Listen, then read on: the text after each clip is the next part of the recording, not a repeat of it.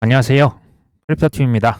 이번 시간에는 도널드 트럼프 가족의 총 자산이 아니고요. 그의 개인 자산만 따로 한번 추려서 순위가 공개가 됐다고 하는데요. 한번 살펴보시죠. 먼저요. 최근 시장 분위기 또 한번 말씀을 드리려고 합니다. 뭐 비슷합니다. 뭐 여전히 뭐 좋지 않은데요. 지금 이제 비트코인 장기 홀더들이 이제는 손절을 치기 시작했다. 이거는 이제 반등이 가까운 거 아니냐 뭐 이런 또 사항이 있습니다. 근데 뭐 그렇다고 해서 뭐 여기가 그러면 꼭 뭐 바닥이고 이제 반등이 꼭 지금 이제 시작할 것이냐 뭐 이거는 우리가 알 수는 없습니다. 저는 이제 뭐 투자자를 뭐 여러 가지로 나눌 수 있는데요. 뭐 장기냐, 단기냐, 1년 미만이냐, 뭐 4년 이상이냐 뭐 이것도 의미가 있습니다. 근데 저는 좀 더 중요한 기준은요. 내가 가진 여윳돈으로 투자를 하는 사람이냐 아니면 빌린 돈으로 투자를 하냐. 뭐 부동산은 제가 또 모르겠어요. 그건 뭐 이제 그냥 깔고 앉아서 그냥 뭐 맨날 우리가 뭐 부동산 쳐다보면서 가격 얼마 올랐네 하진 않지 않습니까? 주식이나 코인 같은 경우는 남의 돈을 가지고 투자를 한다. 저는 이게 절대 현명한 투자가 전 아니라고 생각을 해요. 뒤에서 또 얘기를 드릴 겁니다. 어쨌든 현실은 여윳돈으로만 투자를 하는 사람이 많을까요? 비투를 하는 사람이 많을까요? 비투가 어마어마하게 많아요. 그리고 전 세계 경제로 봤을 때도 그러니까 쉽게 말하면 우리가 뭐 자동차 살 때 현찰로 사는 사람이 많겠습니까? 신용카드로 긁는 사람이 많을까요? 60개월 할부하겠죠. 저는 만약에 이 비투라고 하는 게 사라지면 그 뭐 경제 호황이다 불황이다 했죠. 그 격차가 매우 낮아질 거라고 생각해요. 그러니까 시장이 올라갈 때도 뭐 그렇게 뭐 그냥 반반하게 올라갔다가 반반하게 내려오는 이런 세상이 될 거라고 생각을 합니다. 이거 이제 가장 친근한 비근한 사례가 지난 3월 초만에도요. 우리나라 국장의 신용 투자, 그러니까 이제 비투죠. 비투 잔고가 32조 8천억을 경신했었다. 아마 이거 기억이 나실 겁니다. 이게 이제 최고치를 경신했었거든요. 우리나라 뭐 삼전 믹스다, 뭐 현대자동차 해서 어마어마하게 비투를 많이 했었습니다. 근데 지금은 또 조정이 또 많이 나왔죠.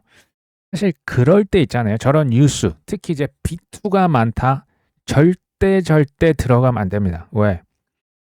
특히 이게 어차피 이걸 뭐 제가 말릴 수는 없다라고 생각을 하는데요.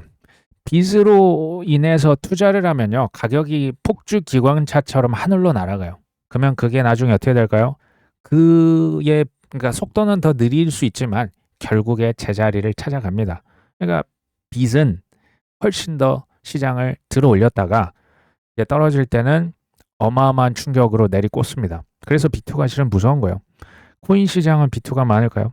당연히 많죠. 전 세계 어마어마합니다. 근데 지금 많겠습니까? 아니면 작년 10월 초가 더 많았을까요? 장이 좋을 때, 가격이 막 그냥 그 포모가 일어나고 폭주 기관차가 됐을 때 시장에서 신고가가 경신이 됐습니다. 이제부터 막 장밋빛만 나올 때, 그때 비투가 훨씬 더 큽니다. 그러니까 작년 10월 10일 대청산이 이제 있었다. 대청산이 뭡니까? 이게 다 빚으로 대부분 했다가 그 빚이 싸그리 청산이 됐다라고 보시면 되겠죠. 빚이 없으면 세계 GDP 경제 성장률도 훨씬 낮을 거라고 볼 수밖에 없는 거죠. 그렇죠? 그뭐 땡겨서 사는 게 다 GDP 경제 이렇게 돈이 도는 거 아닙니까? 시장 변동성도 빚이 없으면 훨씬 낮아요. 훨씬 낮을 겁니다. 세계 GDP 제가 볼 때 지금 당연히 절반 훨씬 밑으로 떨어질 거고요. 코인이나 주식도 상승폭, 하락폭이 훨씬 더 작아질 겁니다. 제가 볼 때 이게 훨씬 더 건강할 수는 있어요. 근데 정말 재미없는 세상이 되겠죠. 근데 예나 지금이나 앞으로나 어떤 사회입니까? 빚을 권하는 사회죠.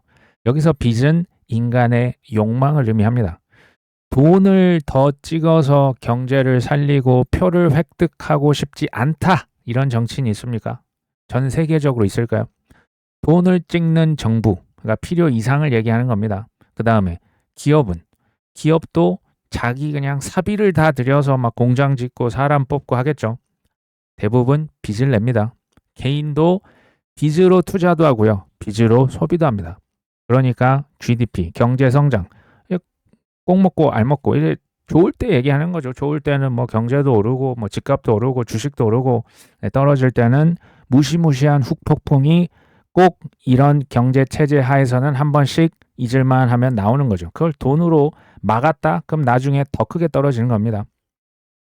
시장이 급등을 했는데 심지어 오래 간다? 이런 경우는요. B2를 가속화했을 때 이런 일이 나타나요. 뭐 이제 작년에 금과 은을 보시면 되겠고 올 초만 해도 삼전닉스 보시면 되겠죠. 이게 포모에 의해서 이 기회를 놓치면 절대 내 인생에 이제 답은 없다. 그러면서 이제 가속화되는 거죠. B2가 어마어마하게 그러면서 이제 폭주 기관차가 생각보다 오래 갈 수가 있는 거예요. 이제 이 탐욕은 우리가 잴 수가 없습니다. 미국 주식도 그랬어요. 지난 23년, 24년, 25년 왜 지금 미국 주식이 이렇게 조정을 받았냐? 뭐 여러 가지 이유 막 뭐 전쟁부터 할 수 있는데요. 그냥 이 주식이요. 22년도 저때 막 고금리. 그래서 재무부에서 돈 많이 풀어서 실은 유동성 연준은 긴축했는데 재무부가 많이 돈 빌려줬어요. 그래서 3년 동안 주식이 미국 주식 많이 올랐습니다. 엔비디아 생각해 보십시오. M7. 그러니까 이 정도 조정받는 건 너무 당연한 얘기예요. 금, 은 많이 올랐잖아요. 폭등했지 않습니까? 그럼 이 정도 조정은 너무 당연한 거예요. 국장은 예외가 아닐까요? 예외는 없어요. 국장도 어디까지 올라갈지는 모를 뿐이지 지금 그래서 뭐 조정을 좀 제가 볼 땐 너무나 자연스러운 조정입니다. 그러면 그 다음은 코인 차례는 언제 올까요? 언젠가 오겠죠. 이것을 기다릴 수 있냐? 모르겠다. 못 기다리겠다. 저는 뭐 여기서 승패가 갈린다라고 봅니다. 너무나 당연한 얘기인데요. 세상에 영원한 상승은 없습니다. 세상에 영원한 하락도 없어요. 산이 깊으면 골은 깊을 수밖에 없어요. 골이 깊었다, 골이 길었다, 그러면 산은 그만큼 더 높아질 겁니다. 제가 지금 코인 시장에 이걸 지금 적용을 시키려고 하는 거죠. 과거에요. 제가 이제 저도 뭐 그 실수를 많이 했을 거 아닙니까? 과거에 제가 잘 팔았을 때, 그러니까 굉장히 꼭지에 거의 근접하게 팔았을 때를 지금 제가 한번 싹 다 생각을 해보면요. 그때 팔았을 때 진짜 팔기 싫다라고 제가 생각을 하고 팔았던 기억이 납니다. 이제 물건을 사고 싶은 게 있어서 살려고 팔았던 적도 있고 그냥 이 정도면 됐다고 팔긴 했는데 그때 팔면서도 지금 예를 들면 금을 팔 때 갔더니 금은방 사람들이 사람들이 막 줄지어서 서 있는 거예요. 어마어마하게 진짜 팔기 싫다. 그러면서 그냥 분할 매도하는 거죠. 근데 이제 뭐 제가 꼭지에 팔지 못했지만 또 심각한 조정이 당연히 와서 잘 팔았네. 이 생각이 들더라고요. 뭐 지금 금만 그런 건 아닙니다. 제가 언제 잘 샀냐? 이것도 한번 제가 가만히 생각을 해봤더니 별 생각 없이 18년, 19년, 22년, 23년 그냥 별 생각 없이 샀는데요. 사면서 제가 어떤 생각이 들었을까요? 여기서 그러니까 언론에서 얘기하는 것은 90%, 95%, 100% 여기서 더 떨어진다. 그러니까 지금 꼭 느낌이랑 비슷합니다. 이미 떨어졌는데 자꾸 더 떨어진대요. 그때 그냥 별 생각 없이 샀거든요. 10배 이상 가던데요. 20배 이상도 가던데요. 그때 생각해 보니까 그게 잘 샀던 거예요.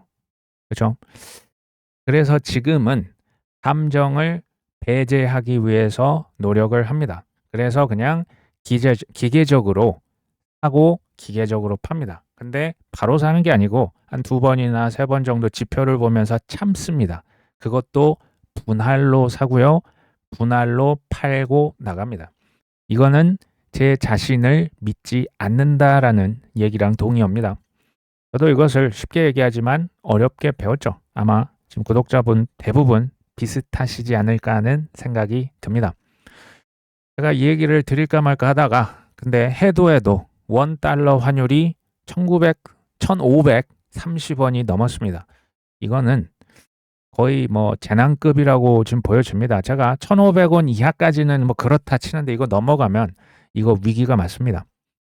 지난 4분기죠. 작년 4분기에만 해도 한국은행 등 외환 당국에서 외환 시장 안정을 위해서 224억 달러 이상을 이제 달러를 이제 팔고 이제 원화를 샀었다. 근데요. $1 환율이 투기 세력 때문에 그렇습니까? 화학개미 탓입니까? 아닌 거는 다 알고 계실 겁니다. 그럼 뭐냐면요. 제가 봤더니 이거는 지금은 중장기적이고요. 더 구체적으로는 이건 구조적인 문제입니다. 이거는 뭐 돈을 지금 이거 달러 환율 방어한다였다 돈 집어넣으면 그냥 녹습니다. 이거 이렇게 하면 안 돼요. 사실은 그러니까 뭐 일시적으로 할 수는 있겠죠. 근데 일시적이라고 하는 건 진짜 일시적인 거고 근본적인 해결책은 우리가 뭐 지금 자본주의이지 않습니까? 우리 뭐 사회주의 공산주의 아니잖아요. 그러면 시장의 수요와 공급으로만 해결이 돼요. 이 수급이 결국 맞춰져야 돼. 지금 원 달러 환율 얘기 드리는 거고요. 그러면 이걸 정확히 표현하면 원화를 우리나라에서 더 적게 찍어야 돼요. 나라의 빚이 지금 늘어나는 추세지 않습니까? 빚을 줄여야 됩니다. 그 다음에 금리 지금 뭐 서로 지금 뭐 부동산 잡는다 하면서 동결을 하지만 실은 여기서 금리를 더 올려주면 원달러 환율이 오히려 우리에게 지금 이제 내려올 수가 있거든요. 근데 국가에서 그렇게 하겠냐라는 거예요. 안 할 것 같은데요. 그래서 저는 이게 쉽지 않다라고 보고 있어요. 한국은행에서 달러를 더 많이 판다. 그리고 뭐 우리나라 저 국제 채권 지수 편입된다. 그거 뭐 중요한 그것 중에 하나예요. 근데 그 채권 지수에 들어간다라고 하는 건요. 직접적인 가격에 영향을 미치지는 않아요. 그게 이제 뭐 심리적으로 어떻게 이제 누가 우리나라 채권을 좀 사줄 수 있다 이런 거는 있거든요. 이거 이제 근본적인 해결책이 될 수가 없어요. 미국의 지금 달러는 뭐 전 세계 기축 통화니까 일본의 엔화 이 대비해서 우리나라 원화를 더 적게 찍어야 돼요. 그러니까 달러 찍으면 남들이 다 가져가잖아요. 지금도 뭐 이렇게 거래할 때 전 세계 무역의 50% 달러를 하거든요. 원화를 쓰는 민족은 잡을 때 거의 한 민족밖에 없거든요. 뭐 인구가 얼마나 되겠습니까? 이 문제는 참 쉽지 않다라는 생각이 들어요. 그러니까 저는요. 그러니까 이런 것 같아요. 그 뭐 우리나라 국가에서도 하고 싶은 게 많은 거예요. 복지도 해야 되고 돈도 찍어서 경기도 부양해야 되고 이제 선거도 있죠. 선거 있으면 돈을 줄이겠다 있겠습니까? 지금 막 그냥 있는 돈 없는 돈 더 이제 우리나라만 그런 건 아닙니다. 하고 싶은 게 너무 많은 거예요. 저는 이건 조금 이제 헛소리가 될 수는 있는데요. 인생의 비극이 언제 나오냐?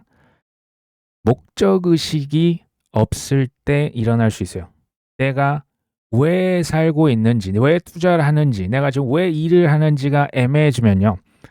내 옆에 있는 사람의 욕망이 나의 유일한 목표가 되는 비극이 발생합니다. 목적 의식이 없기 때문에 옆 사람 그냥 따라가는 거예요. 이게 포모 투자죠. 그러니까 저는 그걸 극도로 이제 싫어요. 목적 의식이 없으면요. 우리 삶의 우선순위가 왔다 갔다 하기 시작합니다.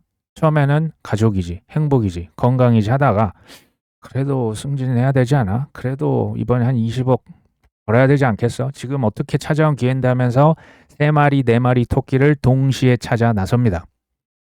근데 다 가지면 좋겠지만 가장 중요한 가족, 건강, 제일 중요한 거를 꼭 놓치고 나서야 정신을 차리지 않을까요?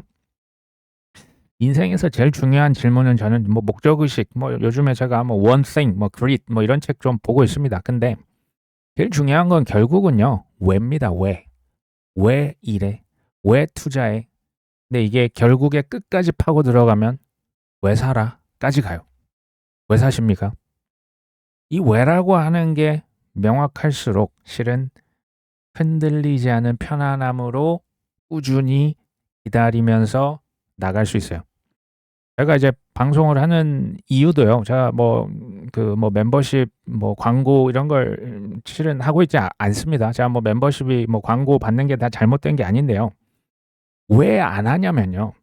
가만히 생각해 봤더니 뭐 돈 좋죠. 돈 벌면 좋습니다. 보내주신 후원으로 저희 맛있는 거 잘 사 먹고 있습니다. 그 후원해 주신 분 너무 감사드리고요. 근데 이걸 내가 왜 하지라고 생각을 했을 때 돈은 조금 우선순위가 낮았어요. 뭐 하려고 지금 방송을 했냐? 지금 이렇게 어려울 때 욕이나 먹으면서 제가 어려웠었지 않습니까? 제 동생도 마찬가지예요. 그래서 좋은 정보 뭐냐면 언론은 우리한테 두려움을 줘요. 두려움만 우리 안에 이제 깊숙이 하면 진짜 기회일 때를 놓쳐요. 이런 것들을 제가 경험을 하면서 배웠던 것을 그냥 전달을 드리기 위해서 시작을 했습니다. 원래 애초부터 돈을 벌기 위한 것은 아니었어요. 하다 보니까 돈이 따라오더라고요. 그러니까 그냥 하고 있습니다. 저는 투자도 왜 해야 하는지, 이게 어디까지 버틸 수 있는지에 대한 중요한 기준점이 될 수 있다고 생각합니다. 미국의 국채 금리, 특히 이제 10년물 이제 이 금리가 중요하거든요. 전쟁 이후에 10년물 그 국채 금리가 좀 이제 올라갔죠. 이제 금리가 오르면 그 이자 주지 않는 이런 자산들은 금이나 저기 비트코인 이런 거 당연히 그 인기가 없어집니다. 비트파이넥스에서 이런 얘기를 하네요. 이 거래소죠. 연준에서 금리를 인하하거나 유동성을 개선하지 않는 한 비트코인 회복은 어려울 것이다.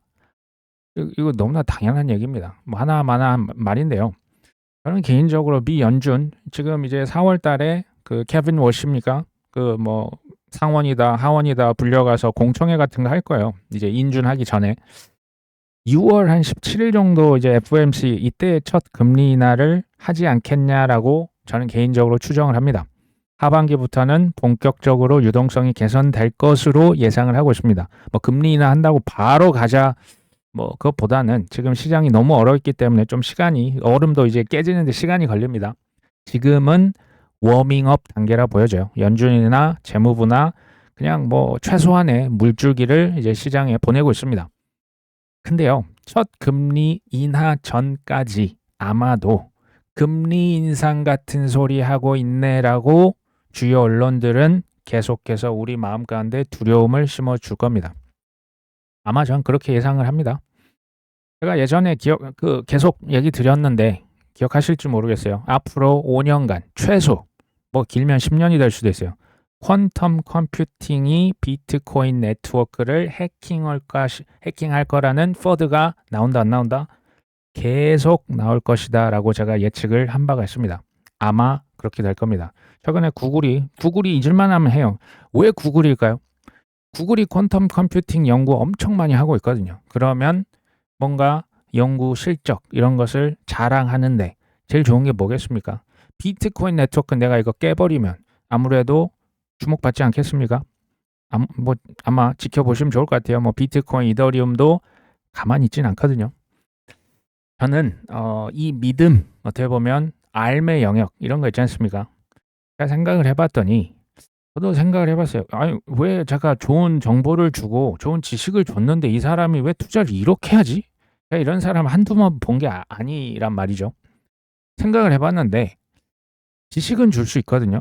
근데 제가 믿음을 줄 수 없었고요. 그리고 그 누구도 대신 해줄 수 없는 게 바로 경험치였어요.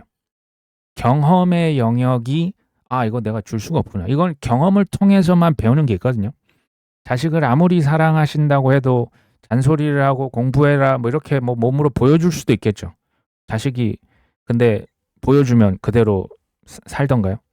그 자식이 결국 자기 삶을 살아내야만 하겠죠. 많이 힘드실 거니까 이제 헛소리를 하는 것도 어떻게 보면 격려의 차원이라고 생각해 주시면 좋을 것 같습니다. 스트래터지 비트코인을 76만 2천 개를 들고 있습니다. 이건 상상을 초월하는 비트코인을 쟁여놓고 있죠. 근데 이제 인터넷 상에서 논쟁이 있대요. 이거 팔아도 원금 절대 못 건진다. 근데요, 515억 달러의 비트코인을 들고 있거든요. 근데 이것을 동시에 판다라고 생각했을 때 200억 달러밖에, 그러니까 반도 못 건질 것 같은데 왜? 지금 이거 동시에 매도 주문하는 순간 가격이 막 폭락해서 유동성이 이거 감당이 안 돼. 그러면 가격 폭락해서 반도 못 건질 거야. 지금 이런 얘기를 누군가 했습니다. 저는 이거 별 관심이 없고요. 제가 이 얘기 가져온 이유는 제가 계속 큰 시총의 코인, 그 다음에 ETF가 이미 승인이 된 코인들, 미국 시장 말하는 겁니다. 왜 이 코인만 지금 하라고 하냐? 우리 개인 투자자들의 저는 메타인지를 높여야 된다 생각해요. 그 뭐냐면 내 위주로 생각하시면 안 돼요. 기관 투자자, 지금부터 이제 손이 바뀌었잖아요. 그럼 기관 투자자 입장에서 생각했을 때 코인을 투자한다라고 했을 때 불편함, 어려움이 뭐냐? 회계, 아니면 세금, 뭐 불편함 이런 거잖아요. 근데 또 하나가 뭐냐면요. 시가총액이 무조건 커야 된다는 거. 왜? 내가 지금 기관 진짜 어마어마한 그 돈을 투자했는데 시장이 무슨 그 간장 종지만 한 거예요. 그러면 내가 이거 시장 조작도 물론 나올 수 있고 투자를 했는데 내가 진짜 이거 현금화 할 때 현금화 못하면 어떡해? 이 생각을 한다는 얘기예요. 그래서 시총 큰 거부터 ETF가 순차적으로 들어간다는 얘기를 지금 몇 년째 드리고 있는 거죠. 그래서 최근에 보니까 블랙락이 큰 손들만 상대하기 때문에 비트 그리고 스테이킹 이자가 들어간 이더리움만 하겠다라고 얘기를 지금 계속 공언을 했지 않습니까? 내가 아니라 기관들 입장, 권력자 입장에서 생각하는 습관을 가지면 저는 투자에 많은 도움이 됐습니다. 중국의 엔트그룹 있죠. 핀테크 기업인데요. 홍콩 증시에 상장이 되어 있는 스테이블 코인 회사에 지분 50% 이상을 인수를 했다. 저는 중국을 보면서 그 JP 모건이랑 되게 비슷한 느낌을 받습니다. 무슨 느낌이냐? 코인은 싫습니다. 제가 보니까 진짜 싫어하는 거 맞아요. 코인 짜증 나는데 이거 막을 재간이 없네. 어쩔 수가 없네. 그럼 어떻게 할까요? 이거 해야 된다는 얘기예요. 둘 다 마찬가지요. 그래서 중국이 홍콩을 통해서 최소한의 숨통을 열어놓은 거예요. 자본 유출 뭐 이제 해외 다 빠져나가면 안 되니까 여기에 파킹 시켜놔라. 너 이제 자산가들.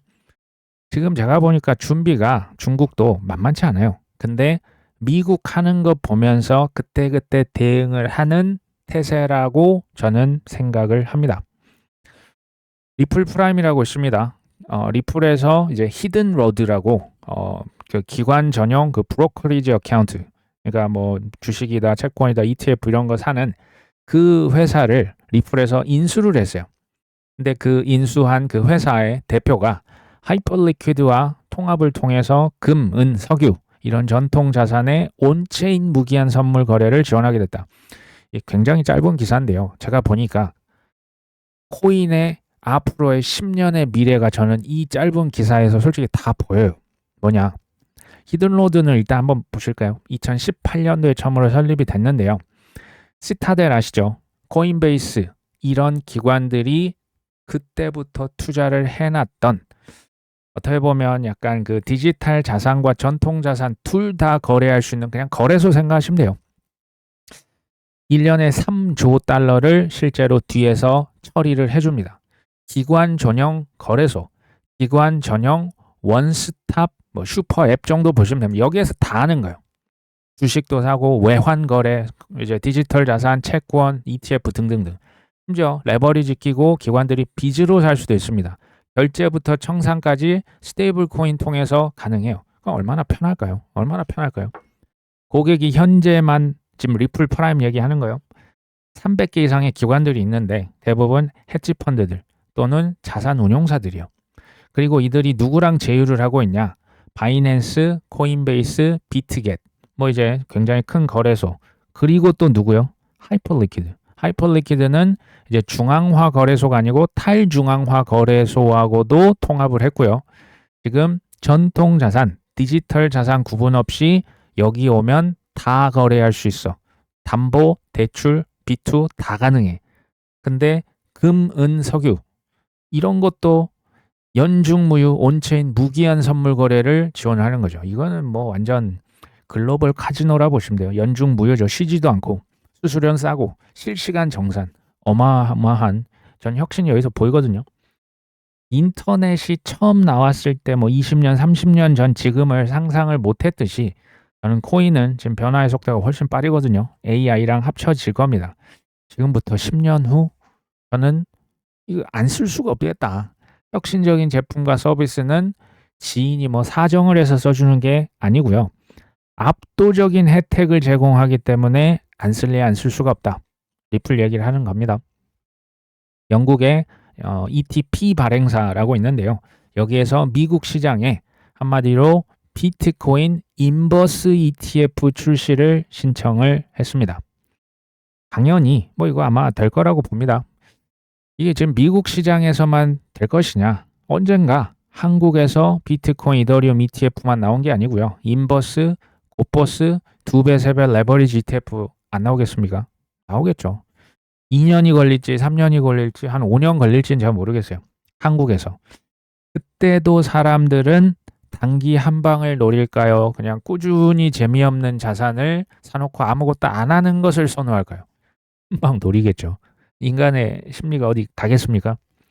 레버리지 ETF 실은 현물 ETF보다 수수료가 훨씬 더 비쌉니다. 근데 엄청 팔려 나가죠. 수요가 많은 거죠. 그러니까 인간의 욕망을 가져가는 겁니다. 비트코인이 오르든 떨어지든 그들은 돈을 법니다.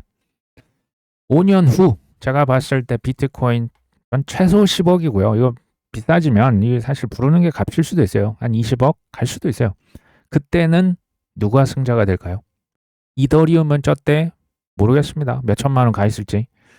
누가 승자일까요? 그때도 2배, 3배 레버리지 ETF, 뭐 반대로 ETF 산 사람들이 아주 큰 돈을 벌까요? 아니면 지금 그냥 적당히 계속 사놨다가 아무것도 안 하고 그냥 들고만 있는 재미없는 분들이 또 승자가 될까요? 저는 뭐 후자라고 봅니다. 도널드 트럼프 대통령의 순자산이 포브스지에 의해서 이제 추정치입니다. 이제 발표가 됐는데요.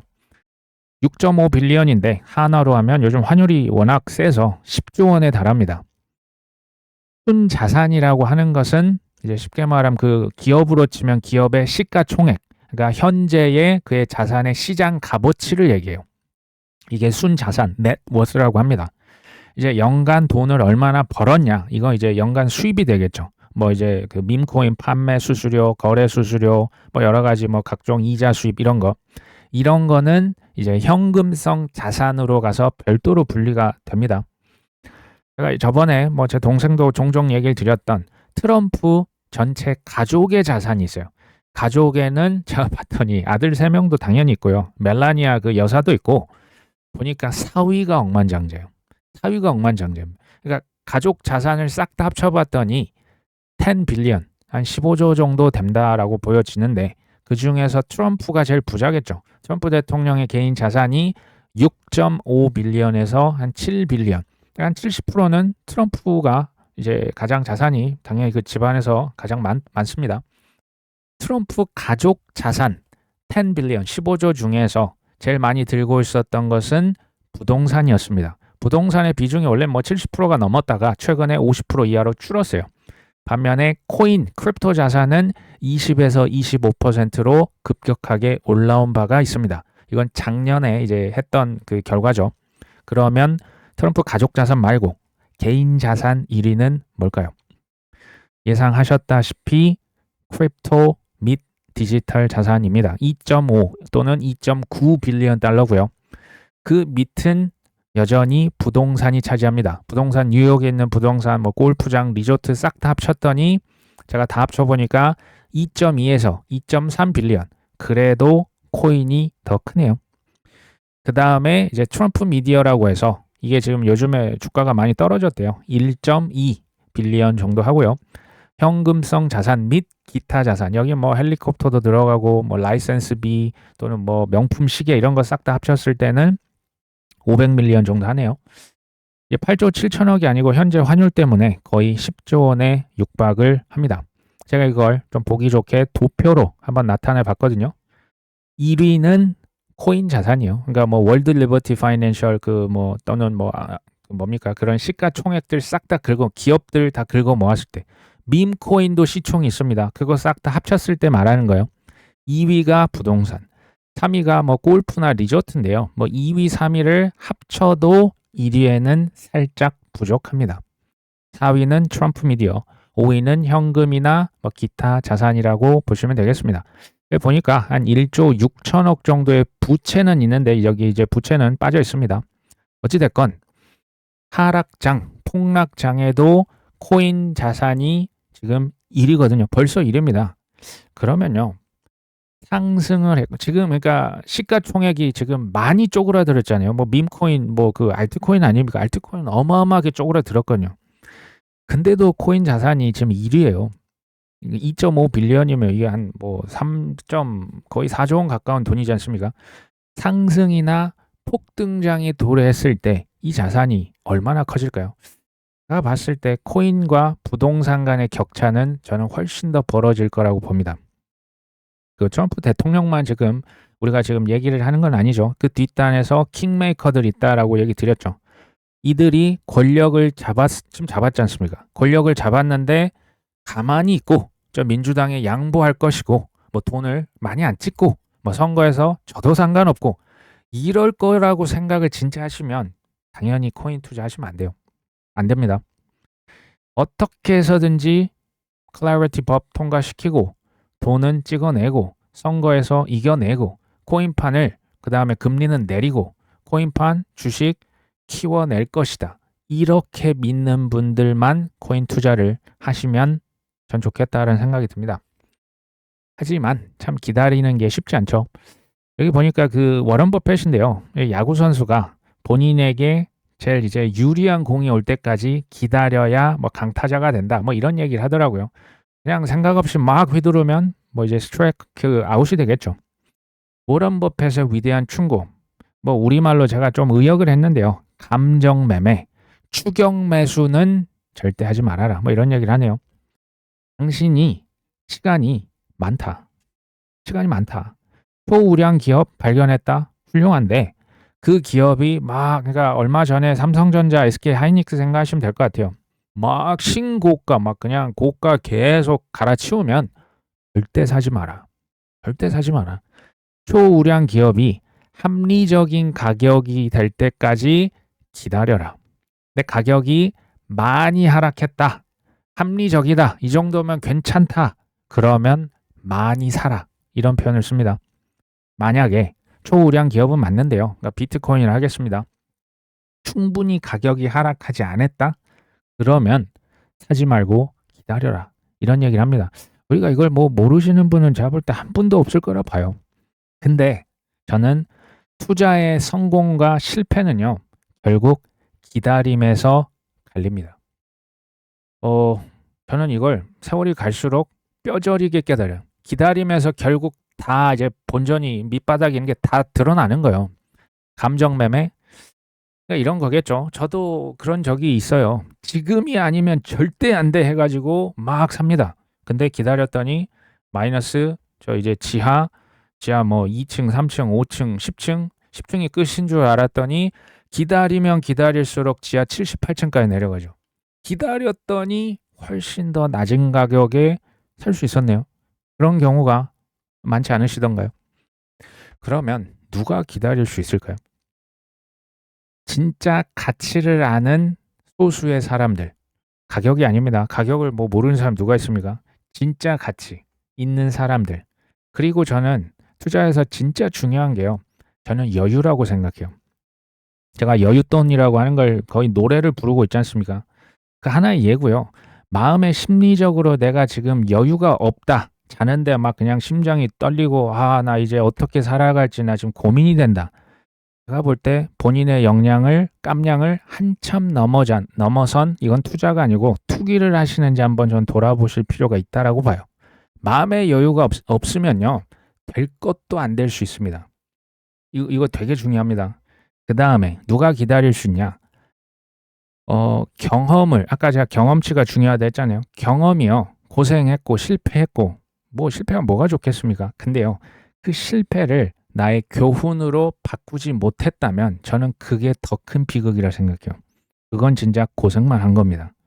경험을 통해서 교훈을 얻으셨던 분들은 제가 볼 때 경험치가 쌓여서 이쯤 되면 이렇게 될 거야. 근데 뭐 정확한 건 모르지 하면서 전 기다릴 수 있다고 봅니다. 기다릴 수가 없다면 지금 조금 내게 부족한 게 뭐가 있진 않은지 한번 검토를 해보실 필요가 있다라고 생각이 듭니다. 그리고요, 최근에 제가 여의도 쪽에 한번 벚꽃 구경을 한번 가봤거든요. 너무 멋있습니다. 지금 이제 봄이 이제 꽃이 피고 있죠. 전국에 보니까 남쪽은 이미 이렇게 만개한 것 같더라고요. 이런 때가 1년에 지금 요때밖에 없어요. 그러니까 꽃 구경하시고 봄 즐기시면서 자기 삶을 잘 사시면 좋겠습니다. 오늘 방송 여기까지 합니다. 끝까지 시청해 주셔서 감사합니다.